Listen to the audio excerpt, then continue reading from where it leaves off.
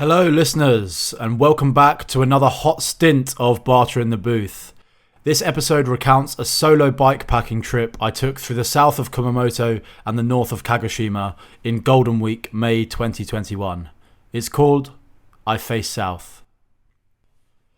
Like all men who have begun to notice the ramifications of spending their youth getting their bones caved in on the rugby pitch, and who live under the same roof as a woman, I've recently succumbed to the charm of cycling, not only as a mode of cheap, healthy and environmentally friendly transport, but also as a medium for recreation and adventure.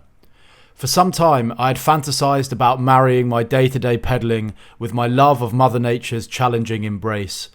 I'd enjoyed some marvellous camping trips soaking up the stunning scenery of Kyushu and honing my bushcraft, and also some delightful cycles around Kumamoto. But until now, these pursuits had remained separate mistresses. I felt Golden Week would be the perfect time to finally put together a delicious menage a trois, an opportunity to flex my Lance Armstrong quadriceps and my Neil Armstrong lust for adventure. Being somewhat in denial about my new identity as a cyclist and terrified of being accused of having all the gear and no idea, I'd been reluctant to invest much time, effort or money into my two-wheeled Charger, and had let the poor beast fall into terrible shape since I inherited her. It's a fair task to convert a road bike into a Winnebago, but before I could think about the bells and whistles, the bike itself needed some serious TLC, for underneath the rusty scum was a noble aluminium steed, capable of tackling even the most treacherous topography that Kyushu could throw at me. After a soapy rub down and a once over with some industrial lubrication, the stiff, clanky geriatric plough was transformed into a slick, sporty pussy magnet. Unfortunately, she was named prior to her makeover, and I couldn't bring myself to toss out the old name in favour of something suitably debonair. So, Mrs. Tanaka she would remain. My next job was to begin acquiring all the essential gear one needs when preparing to temporarily take up the post of a homeless mechanic. Racks, sacks, tents, tools, pumps, ropes. It became an Amazon order so full of testosterone, it'd be a miracle if my virtual basket doesn't drop triplets in 9 months' time. At the very least, it would distract the algorithm away from compilations of romantic poetry and sensitive face balm. The following week was like Hanukkah. Each day I'd receive another bundle of goodies that put me one step closer to domestic liberation. Normally I'd rather drag a cheese grater across my scrotum than pack for a trip, but I found something intensely therapeutic about preparing for this one.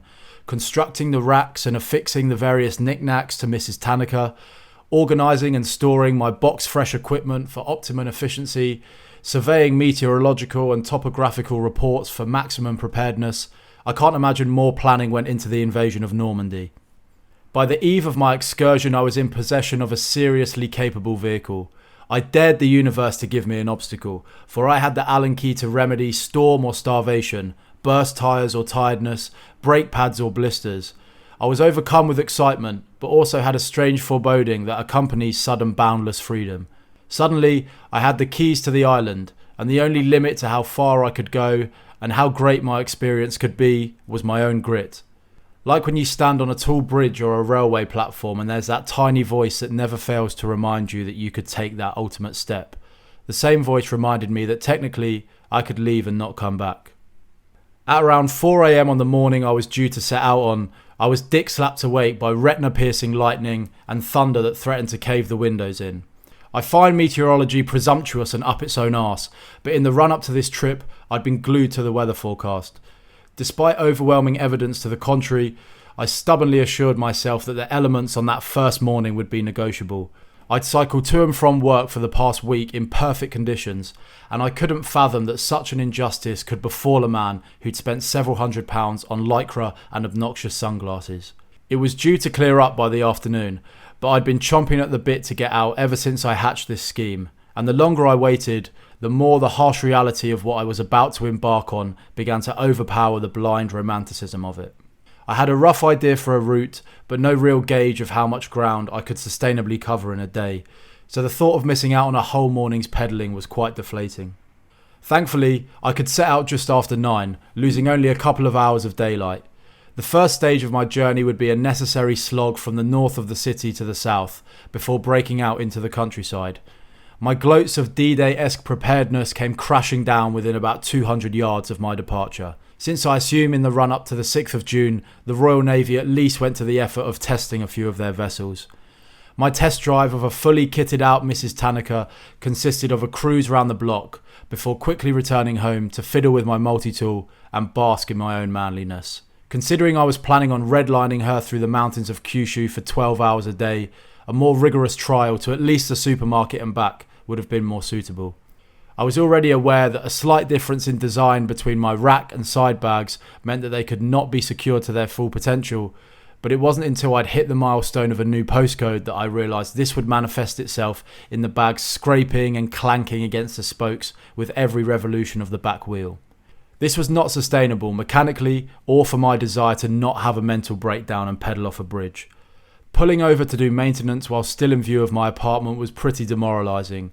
I felt like one of those twats you read about who goes out to scale Everest alone and is found frozen solid just outside the car park.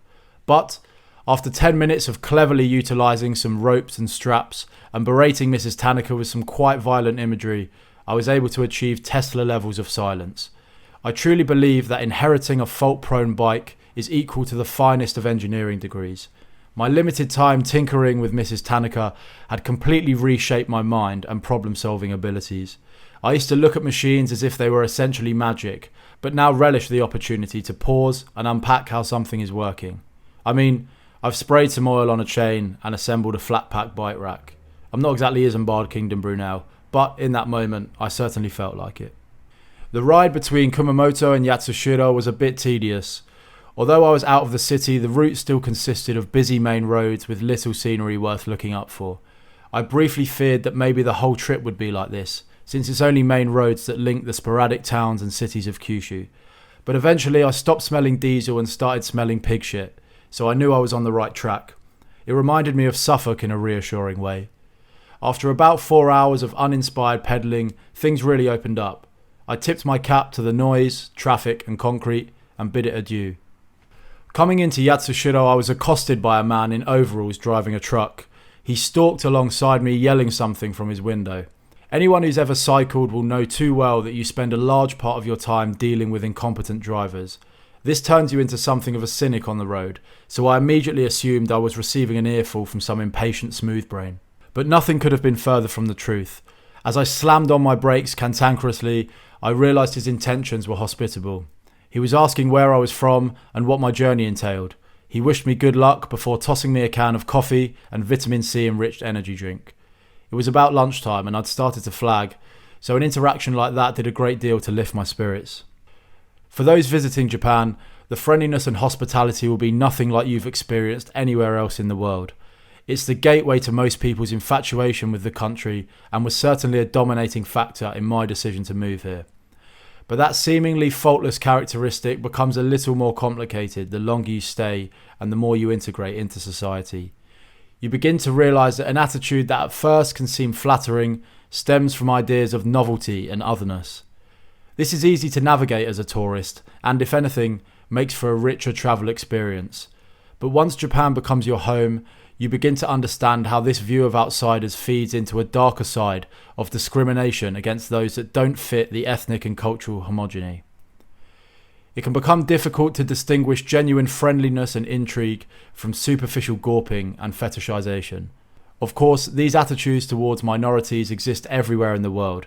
It's just intensified in Japan, and especially in the less diverse regions such as mine, because, for the most part, foreigners are so obviously foreign. Nowhere else in the world could someone at a single glance be entirely certain that I had no national ties to the land I stood on. I've seen it turn many an expat cynical and resentful, and have even seen it come full circle and mutate into anti-Japanese racism.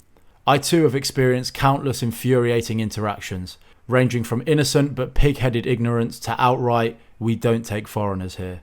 But I stand by the friendliness and hospitality of Japan, and believe that the warmth I receive here far outweighs the suspicious glances and muttered slurs.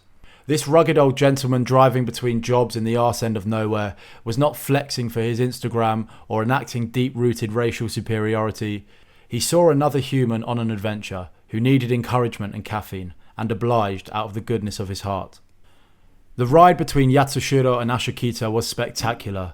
The roads quietened down, the sun began to really show its face, and I cruised through the quaint villages flanked by mountains and ocean, grinning like a Cheshire cat.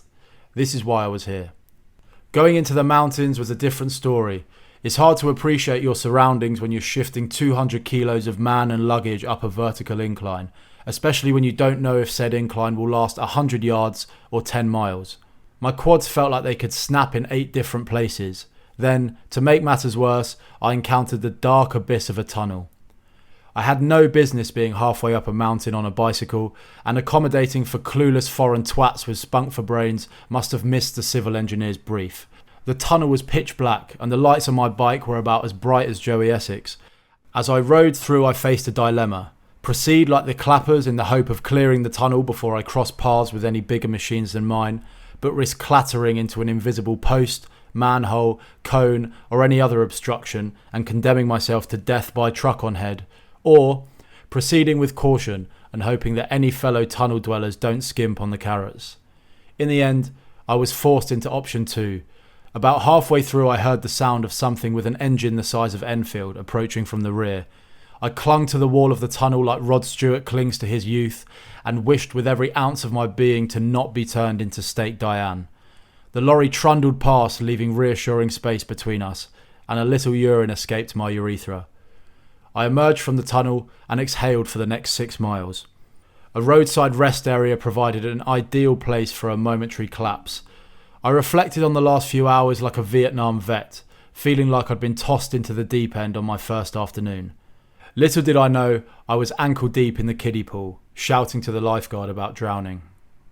Ashikita was not far off, and after negotiating my way through some more quad-ruining mountains, I turned a corner and was knocked for 6 by the view of the coast. My navigation for this trip was primitive. I used my phone for locating specific sites like restaurants or onsen, but the majority of my journey was guided by road signs and a compass. As long as the S was in front of me, I knew I couldn't be too far wrong. This meant that between road sign updates I had virtually no idea how far I'd come or how much ground I had left to cover. I tried to ride under the attitude that I'd just keep stamping down on the pedals until I reached my target destination. It made the realization that I'd arrived in Ashikita all the sweeter. This also extends to the views. I've travelled all over Kyushu by car and soaked up some incredible scenery, but the ease of access provided by a car debases the value of them. My surroundings on this trip struck me so much deeper because I'd battled to earn them. But it was a strange relationship we shared. My environment was simultaneously my obstacle and my motivation. The mountains I gazed at in awe I'd later curse. The views seemed less ethereal when they were under my tyres. I stumbled across an ideal beach for camping. Or when I say ideal, I mean it had a very eye-catching sign that explicitly stated no camping. But in this mountainous terrain, that late in the day, gambling would be a fool's pursuit. To push on in the hope of finding somewhere more suitable to bed down could get all Robinson Crusoe pretty fucking quick. It was safer to wait until cover of darkness, then set up my clandestine camp like the town leper. I sat for what seemed like a lifetime, urging the sun to drop below the horizon. I was utterly exhausted and wanted nothing more than to crawl into my clown car of a living quarter and pass out. My weary mind began to let the demons in. Despite some thoroughly enjoyable parts, the first day had spooked me somewhat. The realness of the physical and mental strain, battling the elements, camping on the fly, and the added pressure of doing it all alone began to hit home. You can expect at least one wobbly on an adventure like this, and I've learned to get it over and done with early. If you can dog through the shock of capture, the rest falls into place. Eventually, darkness overpowered the lights and the final stragglers left the beach. I wasted no time in erecting my tent and hunkering down for my first night. There was nowhere to get food within a few miles in any direction. Thankfully, exhaustion and dehydration had completely sapped any appetite I should have had. I forced down a calorie mate bar and a few handfuls of cereal just to stop me from dying and wriggled into my sleeping bag. I was a 196 centimetre man in a 200 centimetre tent, but at that moment content. It was a restless night. The temperature stayed pleasant, but a gale-force wind did its best to blow me back to Kumamoto. I tossed and turned as much as the 4 centimetre of excess room would allow, and quickly came to resent my camouflage coffin. When prioritising compactness and lightness in a tent, you lose a few points for robustness and Lebensraum. I was also fairly miserly when kitting myself out. This cheap Chinese shit would, I imagine, hold up nicely at a family picnic in the park, but for camping in the treacherous breast of Mother Kyushu, it didn't really cut the mustard. I was rudely awakened not long after dawn with the pitter-patter of rain on my fabric envelope. I was at least happy to know that I'd had some amount of sleep, though how much I was unsure of. I certainly felt grotty. The rain subsided not long after, and as I mustered the courage to emerge from my cocoon, I was pleasantly surprised to find the beach sparkling in the morning sun. The well-needed shot of vitamin D and the sudden calm demeanour of my surroundings allowed me to let go of any anxieties I'd carried with me through the night. As I stared into the grubby mirror of the beach's public toilet, surveying my puffy sun-blushed face, violently brushing the plaque from my teeth, the bag of my pound shop travel toothbrush caught my eye. Printed completely unnecessarily in bold letters was, "Where there's a will, there's a way." Just like the pseudo-Japanese tattoos and t-shirts of trendy Western half-wits, it's not unusual in Japan to see corny or nonsensical English phrases etched into all manner of products. I must have run across the phrase 1,000 times before, but for whatever reason, 1,001 times made it finally resonate. Like the old man in the truck, I felt like the universe was giving me an encouraging slap on the arse. Mornings can be a real chore in the rat race. It's a grim thought, but it seems the prevailing idea amongst the human race upon returning to consciousness each day is, oh, not this shit again. We snooze our alarms to the point where if we snoozed any longer we'd find ourselves unemployed, pump ourselves with caramel-flavoured speed, and begin the long countdown to when we can return to our slumber. Yesterday's apathy becomes today's shit shoveling, until we give up shortly after lunch and condemn our future selves to the same fate. What I like about the primitive existence that accompanies these sorts of exhibitions is that I don't wake up dreading what the day has to offer. I welcome it with open arms. It may be that what awaits me is an absolute catastrophe, but I'm yet to find out, and I back myself to deal with any challenges that arise as they arise. Nothing can be put off because the only real problems you have are the ones that physically prevent you from going any further. This means that any complications I'd encountered the day before had either been solved or were irrelevant. The shackles that usually bind me to the past and future were severed, and I was never weighed down by the guilt of something I didn't do yesterday or the apprehension of what I must do tomorrow. All that matters is what needs to be done right now to get me closer to my destination. Maslow's hierarchy of needs turns from a great complex pyramid into a thin pancake. I eat some food, I pack up my gear, I clean the parts of me that are prone to rot, I face south, and I start pedalling. Despite being a way out from any notable civilization, my prayers were answered when a quick browse of my maps showed me an onsen just a short stretch down the road. On rogue trips into the outback, these traditional Japanese bathhouses can be the difference between life and death. There exists no ailment that cannot be cured by taking a long soak in a scented magnesium jacuzzi, followed by a stint yo-yoing between the sauna and the ice bath, all whilst in the company of naked Japanese pensioners with busy eyes and unkempt genitalia. Onsen exist on a scale from rudimentary cramped urban baths to the most elaborate hot spring palaces of washing nirvana. I mentioned earlier that Japan's hospitality had been one of the dominating factors in my decision to make this land my home. Well, the onsen was as high, if not higher on the list. Taking into account its remoteness and exterior wooden cladding, I had high hopes of my oasis being towards the latter end of the spectrum. I staggered in like some sort of crackhead castaway, donning a homoerotic singlet, 1970s rugby shorts and outrageous sunglasses, sweating profusely with a lid like Albert Einstein. The old dear manning the front desk looked like she'd seen the ghost of Jacob Marley. Thankfully, my style and general demeanour fit the place's vibe like a glove, as this onsen turned out to be one of the most ratchet I'd ever experienced. The entry requirements for the clientele seemed to be having fewer than 6 teeth and getting your hair cut at the butcher's. Still, beggars can't be choosers, and if you'd have offered me a few old wash stations and a singular bath earlier that morning, I'd have bitten your hand off. With a fresh body to accompany my fresh mind, I was primed to attack the morning. The scenery I had been blessed with the day before paled into insignificance as I hugged the coastline and weaved through the empty roads of the delightful fishing villages on my way to Minamata. I was forced to negotiate some semi-treacherous climbs along the way, but being able to survey the bay from a height was ample reward, and the elation I felt knowing I'd earned the right to cruise down the other side like a pimp was unparalleled. I arrived at Minamata feeling 10 feet tall. Despite its humble location and small population, Minamata is a city steeped in tragic history. From the 1930s to the 1960s, a Chiso chemical plant discharged effluent containing methyl mercury into Minamata Bay. The wastewater contaminated the fish supply, which was then consumed by the local people and wildlife, giving rise to a brutally destructive form of mercury poisoning, now known as Minamata disease.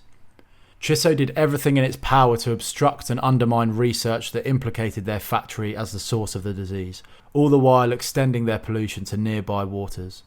The prefectural government too was reluctant to take action against Chiso and was guilty of a string of cover-ups.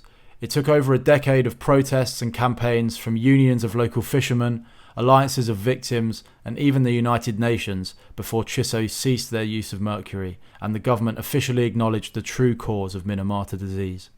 A legal battle would rage for years beyond that as victims fought for their due recognition and compensation. By 2007, 2,668 people were certified as Minamata disease patients, and over 10,000 people had received financial compensation. Beyond the disease itself, the issue drove a wedge into the local community, with victims facing discrimination and ostracization, and workers who relied on the company for their livelihood being pitted against those that had had theirs destroyed.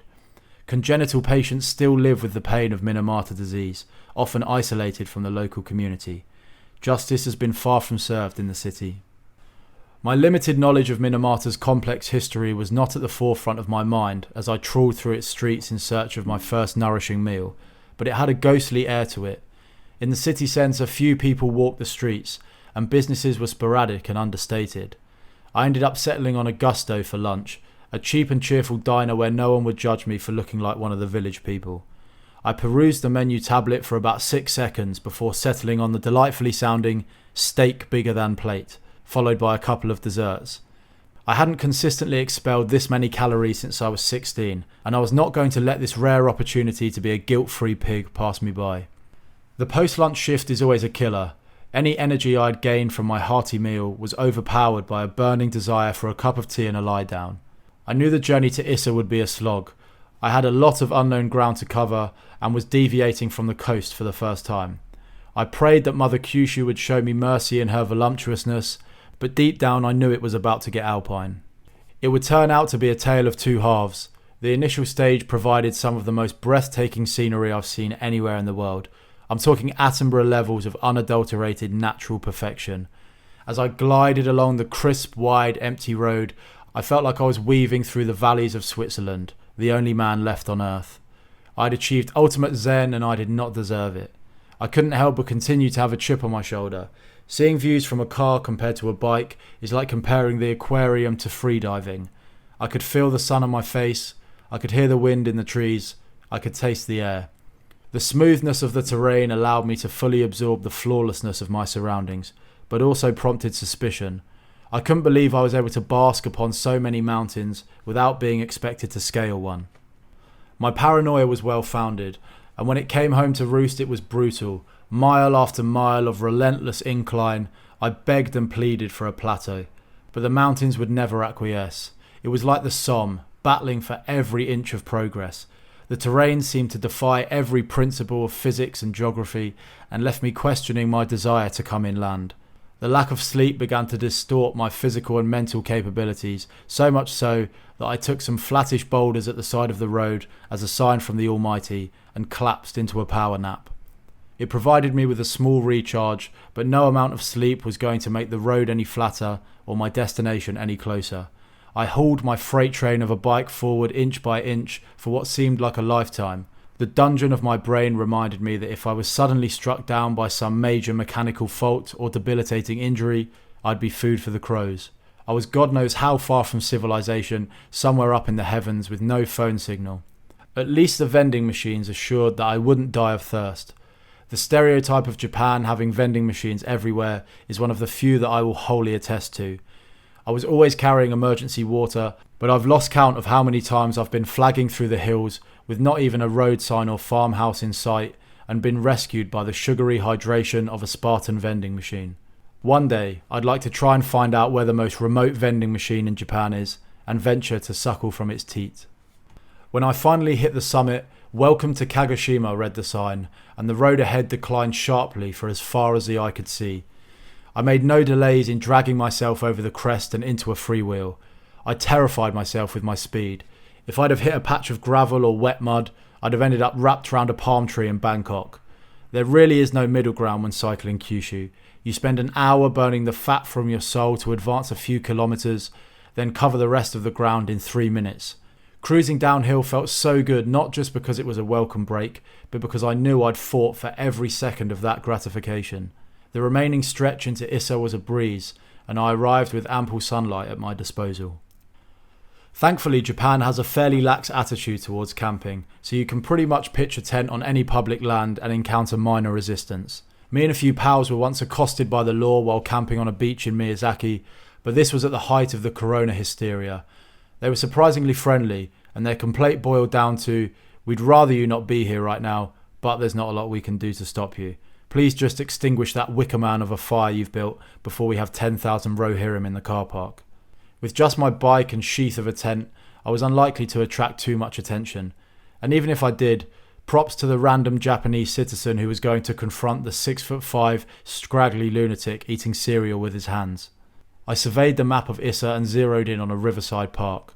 Parks can be a gamble for camping because they all look the same on the map, but some are gorgeous and green and others are slabs of concrete with a few swings in the middle.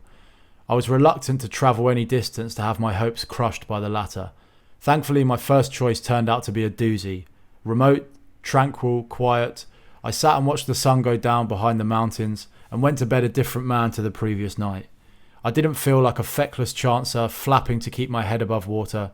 I felt like I belonged there. But the best laid schemes are mice and men, gang after gly, and leave us naught but grief and pain for promised joy. Or in layman's terms, it was fucking miserable. I had none of the wind of the previous night, but the temperature dropped about 10 degrees lower and teetered on the brink of freezing.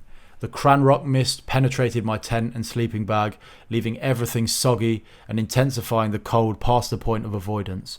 Thank God I even packed the sleeping bag. On previous trips, the heat had rendered it redundant, so I almost did without it. If I had, the twat of a pensioner shouting to his dog at 5 a.m. would have found me like Jack Nicholson at the end of The Shining. I got a couple of hours sleep before the temperature fully dropped, but the majority of the night was spent shivering and coaxing the sun to rise. Shouty McDog cunt was the final straw. If sleep was to be impossible, I may as well clock some miles. I thought the inside of the tent was Baltic, but it was like Cape Verde compared to the outside. I hoped the dawn sun might have kicked the morning up a few degrees, but it was colder than a penguin's kneecap. As satisfying as it was to stand around cursing my situation, I knew that the only way to escape the chill was to get moving. I got to work packing up my gear and reloading Mrs. Tanaka, and by the time I was ready to go, the sun had chased away the frosty nip. I felt rather bogging, but today, like every day, was a clean slate, and the only place to go was forward. As a younger man, I always poo-pooed the making of the bed as a pointless chore, derived from some archaic military tradition about the deterrence of lice or rats or Germans, but this trip finally helped me realise its broader merits. To make, or in my case, pack up your bed first thing in the morning is to accomplish something before you've so much as taken a piss. And if you start each day with a win, the bigger tasks suddenly seem far less daunting. When someone's whole life is lying in a heap at their feet, telling them to make their bed seems like giving a starving man a single piece of corn. But when I've been at my most beaten down, the thought of making my bed can seem like climbing Kilimanjaro in flip-flops. And if you can accomplish making your bed, then maybe you can bring yourself to brush your teeth. And if you can brush your teeth, then maybe you can bring yourself to take a shower. And if you can take a shower, then maybe you can bring yourself to get dressed. And if you can get dressed, then maybe you can bring yourself to leave the house. If your bed's not made, you're going to get back in it.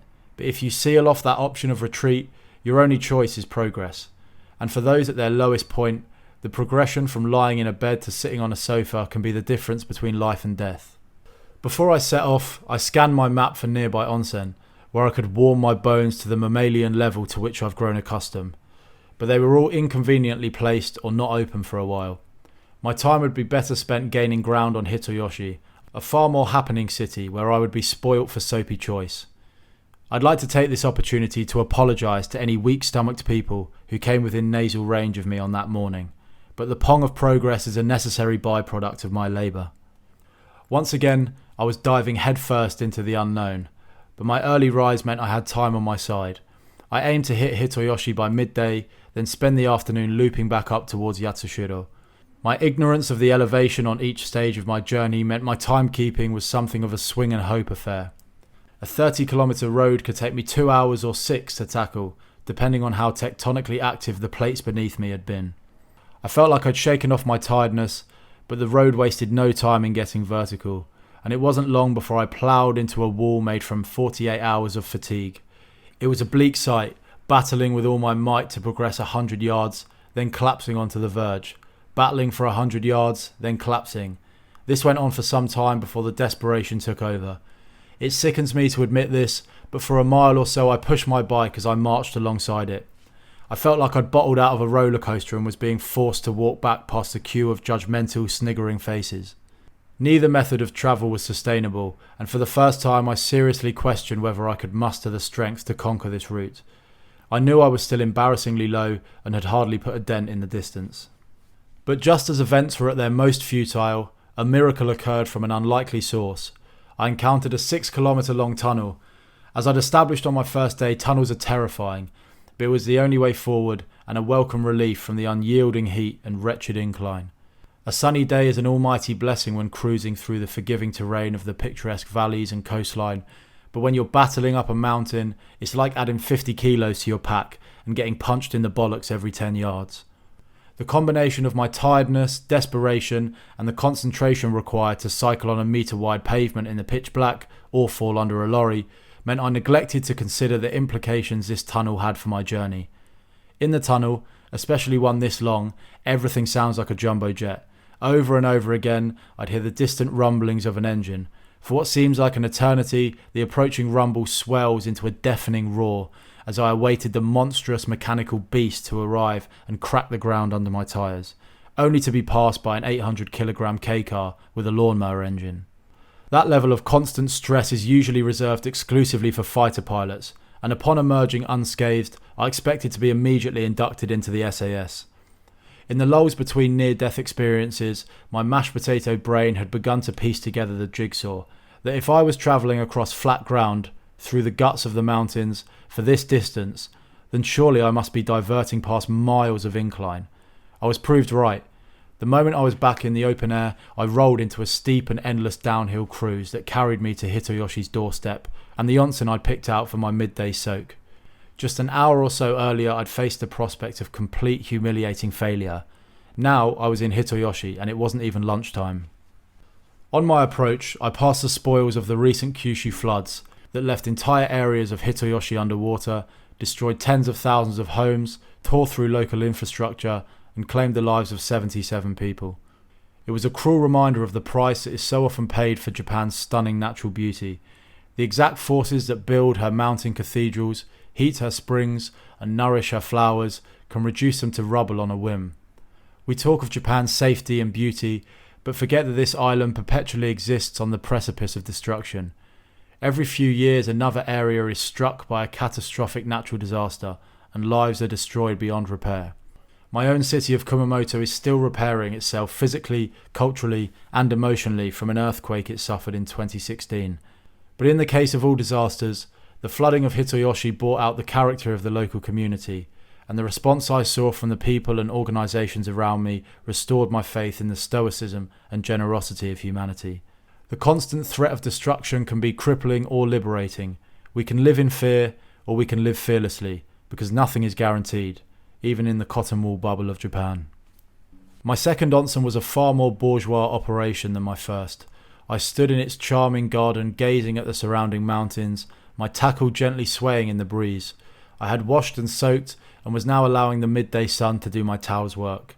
The modesty fences that surround onsen gardens are often designed for men of smaller stature, but potentially being added to the sex offenders register was a small price to pay for the gorgeous view. My reflections on my roller coaster of a morning were interrupted by the gurgling of my empty tum. It had been 24 hours since my last substantial meal, and I was ravenous. A responsible man, who still had over 60 kilometres to cover before sundown, would probably seek out a well-balanced, nutritious but light meal, rich in proteins and leafy greens. I decided that only one man could dig me out of my hunger hole, and I pedalled to the Colonel with haste. Many of you will be familiar with post-nut clarity, the rush of clear-headed guilt that suddenly overwhelms a person upon the completion of self or paired fornication. Fewer of you will be aware of post-cluck clarity. As I stared down at the basket of chewed limbs in front of me, I couldn't help but feel like I'd done something wrong, like a wee nipper who's polished off his entire advent calendar on the 1st of December. Suddenly 11 herbs and spices seemed a bit too decadent. If I didn't get out of there soon, I was liable to start reposting PETA videos of camels being fired out of cannons. Hitoyoshi to Yatsushiro was to be my longest single stage yet. There was nothing between the two cities except road and wilderness, so I knew once I left, I was on my own until I hit civilization in 60 kilometers time. Once again, I was rolling the dice elevation-wise. I aimed to smash it out in one sitting, but I had already accepted the idea of setting up camp somewhere along the route. The fact that the road hugged the river Kuma for the duration made me hopeful that things wouldn't get too sporty, but I'd been wrong before, and I was prepared to be wrong again. Travelling alone this remotely forced me to be decisive, and whether the outcome be good or bad, I'd no choice but to take full ownership of my decisions and see them through. It's simultaneously liberating and terrifying to realise that no one is there to dig you out of your hole but you. There's no delegating, no shirking responsibility, no keeping your nut down and letting the bigger boys run the show. It's move forward or sink. Ultimately, it doesn't matter if your decision is right or wrong, so long as you make a decision. The only bad decision is inaction, and whatever you decide to do, do it with conviction. In my experience, the universe appreciates effort and is prepared to match your offer. And experiences that call your character into question are necessary for humility. In our 21st century comfort, it's easy to assume that we're all models of robust, brave decisiveness without it ever having been tested. I reckon 90% of modern people have a hugely over-exaggerated perception of their character, and the small minority that don't are often those that have the most right to, because they're consistently forcing themselves or being forced into situations that test their mettle. This delusion is fine while the ship is on course, but when it sinks, and it will sink, you don't want to find out you're living on phony valour. You can kick, you can scream, or you can start putting your raft together. So pursue what makes you uncomfortable, embrace the toil, and prepare for the shipwreck. Although it inspired the most initial trepidation of any route, the road to Yatsushiro turned out to be the least taxing. It bobbed and weaved gently with the Kuma as it carved its way through the valleys, and never threatened to exhaust. However, what it lacked in vertical climbs, it more than made up for in length.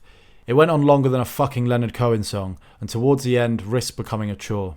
My friends had called me mad for not investing in padded cycling shorts, but I stubbornly insisted that my glutes had built up a resistance to Mrs. Tanaka's firm throne. I woke up every morning awaiting the onset of cycler's arse, but was pleasantly surprised to find my derriere in consistently good shape. That was until the road to Yatsushiro. Perhaps it was because for the first time my body was not experiencing agonising pain in my legs and lungs, so I was able to turn its attention to the other parts of my body that had been chipped away at over the past 3 days. Just as a stab wound gets infinitely more dangerous once the blade is removed, the pain in my arse was manageable when I was in full flow. But the moment I released it from its cock-shaped leathery prison, I felt like I'd done a two-stretch in a Serbian prison. The realisation that I would reach Yatsushiro by nightfall prompted me to call in a favour from a local friend. I'd had no opportunity to dry my tent and sleeping bag, and the thought of spending the night damp and miserable in a city where I have homed friends seemed insane.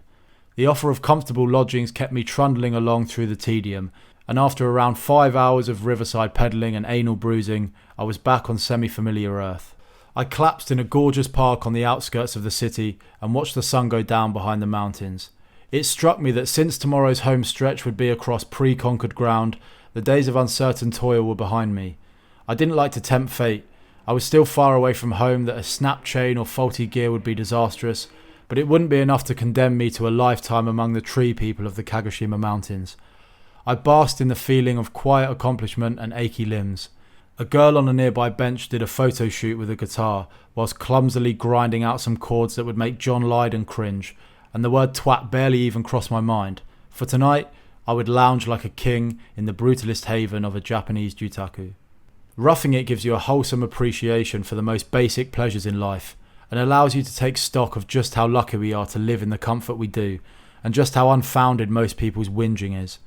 There's nothing like a few nights in a damp, smelly, comically sized tent to make you appreciate the luxury of not being bullied into the fetal position and waking up feeling like you've pissed yourself.